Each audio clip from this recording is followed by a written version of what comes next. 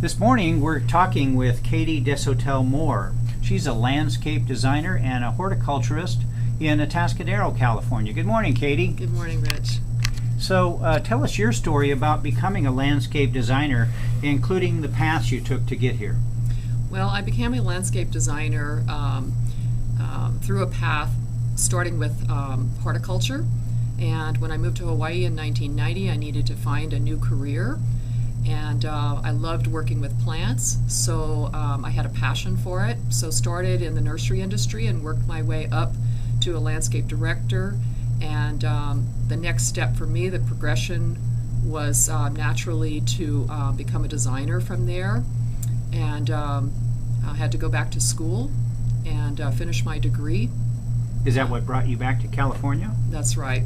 Came back to California, went back to school at Cuesta, finished my GE there, and then was accepted at Cal Poly, and that's where I finished my degree at Cal Poly. Great. And what's your most favorite moment or your best time being a landscape designer?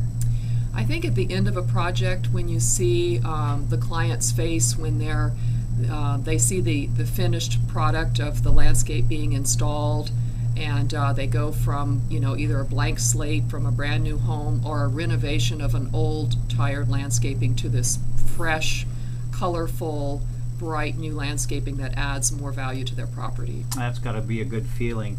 How many years have you been in your vocation now? Over 20 years, starting in 1990, and I've been a landscape designer for the last 8 years. Great. And if I wanted to become a landscape designer, what steps would I need to take to be headed in the right direction? I think a good practical place for people to begin, and I think as a good landscape designer, if you have practical experience in the field as either a landscape maintenance worker, in landscape construction, or in the nursery field, you really have a good base knowledge of plants and how they grow and how to use them. So entry-level positions, you're saying, might lead me into this career? Exactly.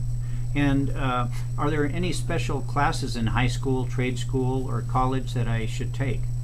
If they offer horticulture is a kind of a broad range of classes, but it teaches you about plants and how they grow. Soil science is another critical class. Mathematics is also going to be needed as well. So I need to go to trigonometry? No, that's your basic math is, but geometry is, geometry would be good. Great. And are there manual skills involved in being a landscape designer? Well, as we talked about, starting out maybe on the construction end, you being able to use a shovel, being able to dig a hole, being able to do plumbing for irrigation. Those are manual skills that help you to understand all of how to build it and become a good designer.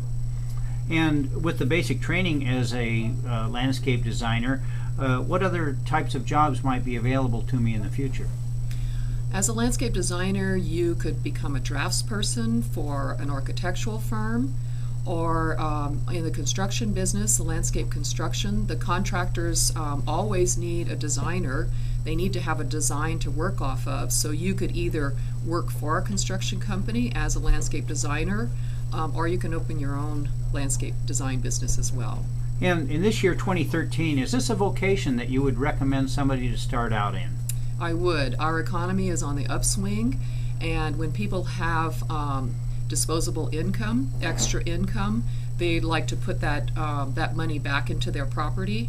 So doing landscape renovation is one of those areas that we've seen an increase in. Great. Well, thank you for talking to us today, Katy. We really appreciate it, about landscape design and horticulture.